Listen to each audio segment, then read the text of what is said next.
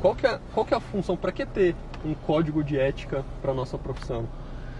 Então, isso é uma pergunta interessante, rapaz, porque assim, se a gente for pegar lá do princípio, uma das principais, a principal função do conselho é o quê? Ao contrário do que muitos pensam, é proteger a sociedade, né?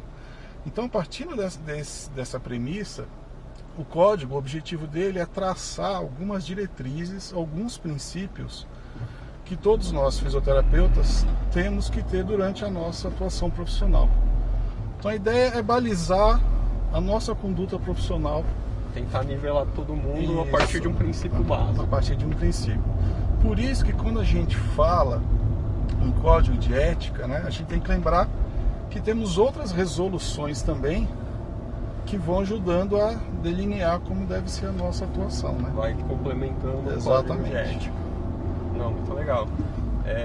Porque às vezes é muito simples pensar numa profissão, né? Eu sou fisioterapeuta, mas a gente esquece que tem um regimento para isso, né? Não basta sair por aí atendendo.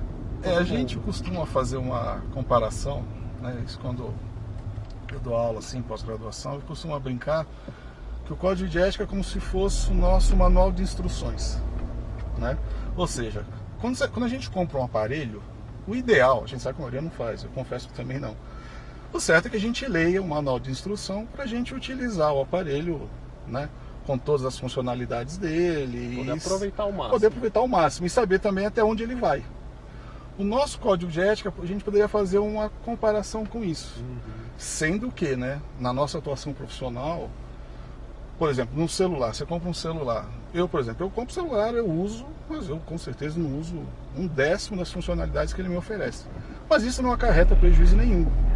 Agora, se eu na minha atuação profissional, eu não tiver lido um manual de instrução e não souber como atuar, embora tecnicamente eu esteja capacitado, eu posso cometer alguns problemas, alguns pecados aí, eu diria, né?